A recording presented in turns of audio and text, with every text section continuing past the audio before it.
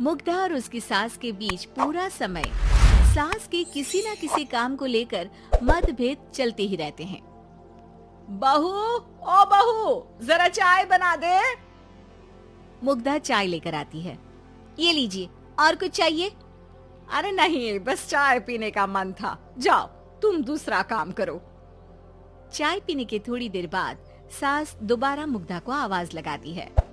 अरे बहू रे, आओ बहू, जरा हलवा तो बना दे, मीठा खाने को मन हो रहा है।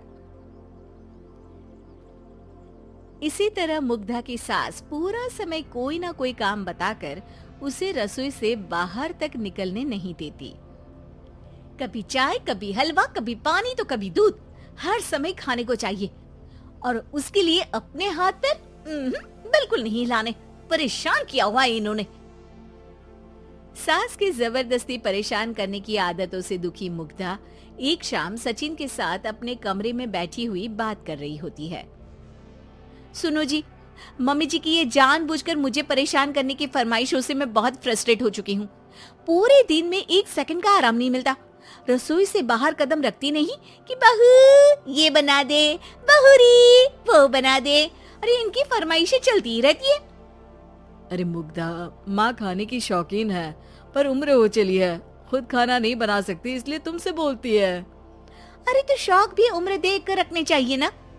समझ में नहीं आता, हर समय फेविकॉल का जोड़ लगाए सोफे से चिपके बैठी रहती है। इतना सब डाइजेस्ट कैसे हो जाता है उन्हें? अरे तुम मेरी माँ से इतनी नफरत कैसे कर सकती हो? मैं उसे नफरत नहीं करती जी, बस परेशान हूँ। जहाँ मुग्धा अपने पति से ये सब बोल रही होती है, वहीं उसकी सास भी कमरे के बाहर दरवाजे से कान लगाए सारी बातें सुन रही होती है और अगली दोपहर रसोई में मुग्धा के पास जाती है। बहू, आज ना मेरा कुछ मसालेदार खाने का मन है। तो चाय बना दूं? मुझे बहुत पसंद है। अरे ना, ऐसा कर लिट्टी चोखा बना ले। और हाँ, जितना मसाला बातों में मिलाकर पति को सुनाती हो ना, सब्जी में भी वैसे ही डाला करो, खाना स्वादिष्ट बनेगा। सास की बात सुनकर मुग्धा हैरान रह जाती है। मतलब अब पूरा समय मुझ पर हुक्म चलाने के साथ बंद कमरे में हुई पति पत्नी की बीच की बातें भी सुनती है। अरे बात जब मेरी थी तो सुनने में क्या दिक्कत है? ये कहकर सास वहां से चली जाती है। अरे अब तो हद पार हो गई, इस तरह से तो ये मेरा जीना मुश्किल कर देंगी। मुग्धा सास की हरकतों से परेशान उसका हल सोचने लगती है और इसी तरह कुछ दिन बीत जाते हैं, जिसमें सास का जन्मदिन आता है। मुग्धा बहुत खुशी के साथ अपनी सास को एंड्रॉइड मोबाइल गिफ्ट करती है। मम्मी, आपको सबसे बात करने के लिए बहुत दिक्कत होती है ना, कभी सचिन तो कभी मुझे बोलना पड़ता है, पर इस मोबाइल से आपको कोई दिक्कत नहीं होगी।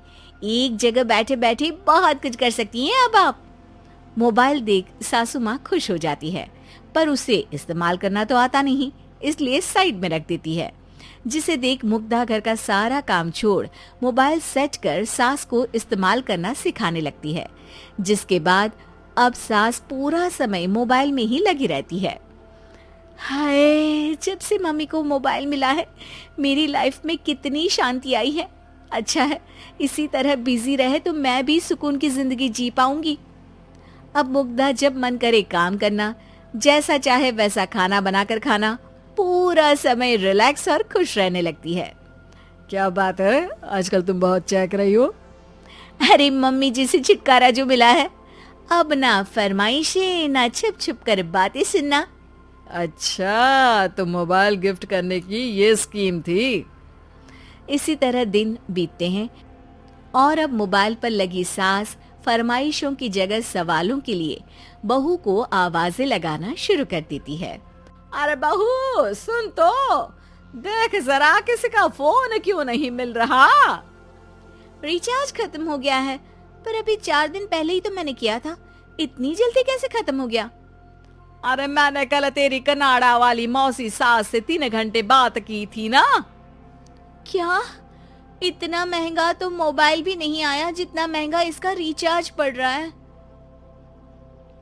इसके बाद तो जैसे मुग्धा के दिन के 24 घंटे में से 20 घंटे सास के पास उनके मोबाइल रिलेटेड प्रॉब्लम सॉल्व करने की ड्यूटी ही बन जाती है।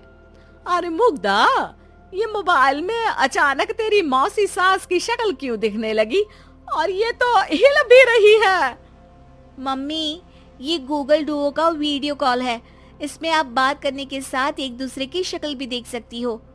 अच्छा, ये तूने मुझे पहले क्यों नहीं बताया? अब बताने के लिए पहले नहीं बताया। इसी बीच सचिन भी वहां आ जाता है और सास अपनी वीडियो कॉल में बिजी हो जाती है। क्यों, सास बहू में क्या गपशप चल रही है? इसे गपशप नहीं, दिमाग का दही होना बोलते हैं। पर तुम तो मम्मी को मोबाइल देकर बहुत खुश थी, फिर क्या हुआ? हाँ, उसका सुकून भी कुछ ही दिन मिला। अब घर के टंटे खत्म हुए तो मोबाइल की टिंग टिंग शुरू हो गई। देखो भाई, कुछ पाने के लिए कुछ खोना तो पड़ता है। आखिर तुमने मोबाइल अपने फायदे के लिए ही तो दिया है, तो फिर सवालों के जवाब भी देने पड़ेंगे, क्योंकि जब तक उनके हाथ में ये फुंथरू रहेगा, तुम्हारी लाइफ में प्राइवेसी और सुकून रहेंगे। कहने का मतलब है अगर इससे प्यार बढ़े तो दाग अच्छे हैं। अरे मुझे पहले दिन से ही पता है मोबाइल किस मकसद से दिया गया है। भूलो मत, इससे पहले मैं बातें ही सुनती थी।